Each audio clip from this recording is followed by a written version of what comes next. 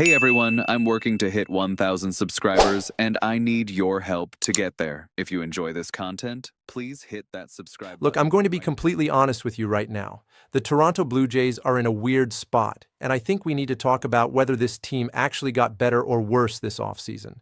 Because on the surface, losing Bo Bichette and missing out on Kyle Tucker to the Dodgers feels like a disaster, right? But when you actually dig into the numbers and look at what they've done, it's not as simple as you might think. Let me paint you a picture of where we're at. The Blue Jays went to the World Series last year. They pushed the Dodgers to the absolute limit. And now, heading into 2026, their big offensive addition is Kazuma Okamoto. That's it. One guy. Meanwhile, Bo Bichette, who was absolutely clutch for them all season long, is gone. So naturally, everyone's panicking, wondering if this team just blew their championship window. But here's the thing that nobody's really talking about.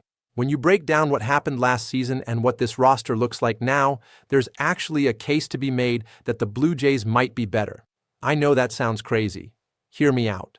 Let's start with the offense because that's where everyone's concerned. Yes, losing Bichette hurts.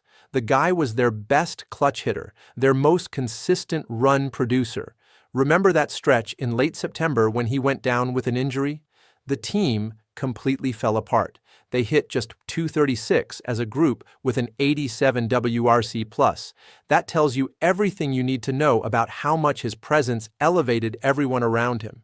When Bo was in that lineup, pitchers had to respect every single spot in the order. When he was out, the whole thing collapsed. And there are legitimate regression concerns too. George Springer posted a .959 OPS last season.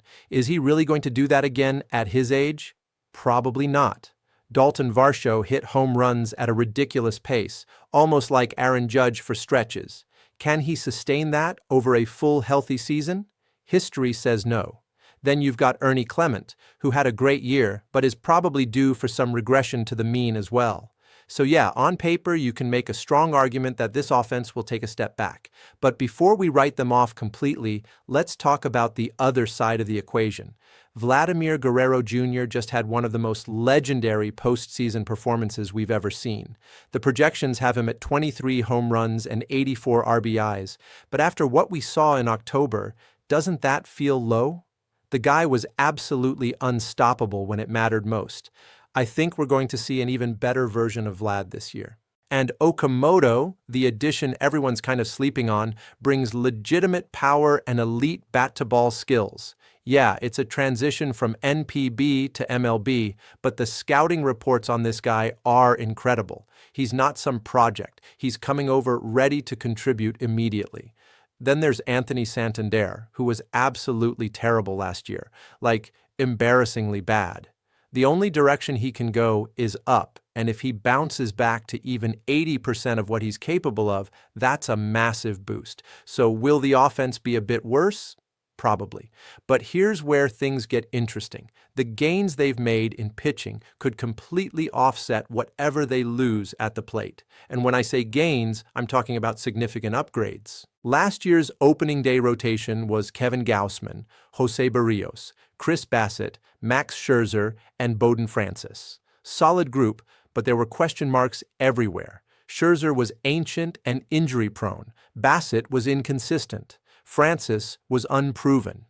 Fast forward to 2026, and the projected rotation is Gausman, Dylan Cease, Shane Bieber, Trey Yesavage, and either Berrios or Cody Ponce.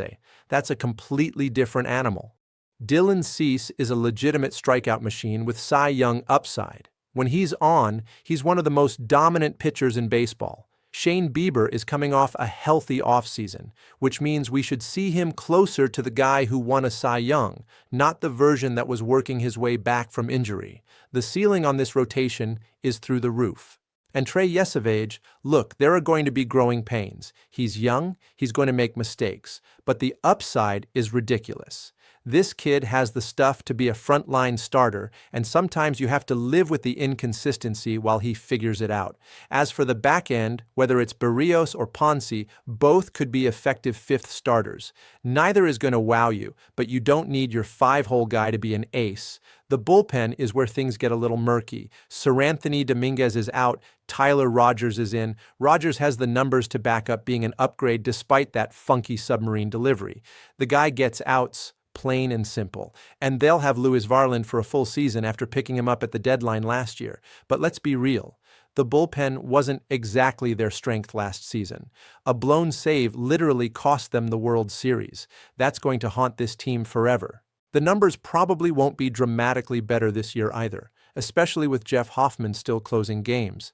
But if the starting pitching can eat more innings and keep games close, it puts less pressure on the relievers to be perfect. That's the theory, anyway. So when you add it all up, what do you have? An offense that might take a small step back but still has elite pieces. A starting rotation that's significantly improved with a much higher ceiling. And a bullpen that's basically the same with maybe a slight uptick. Is this team better on paper than the one that came within a few outs of winning the World Series? I think you can make that argument. The pitching upgrades are real and substantial. The offensive losses are concerning but potentially manageable, especially if guys like Vlad and Okamoto perform to their potential and Santander bounces back. But here's the thing about baseball that we all know. Games aren't played on paper. Chemistry matters. Momentum matters. The ability to handle pressure in October matters. Last year's team had something special, that magical playoff run that united the entire city. Can this new group recapture that? Can they build their own identity and find that same killer instinct? That's the million-dollar question. On paper, yeah, they might actually be better.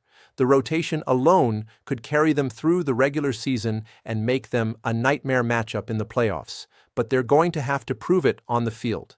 They're going to have to show that they can overcome the loss of Bichette and Gel as a unit. The Blue Jays have a chance to be really, really good in 2026. Whether they actually reach that potential, whether they can make another deep playoff run, whether they can finish what they started last October, that remains to be seen.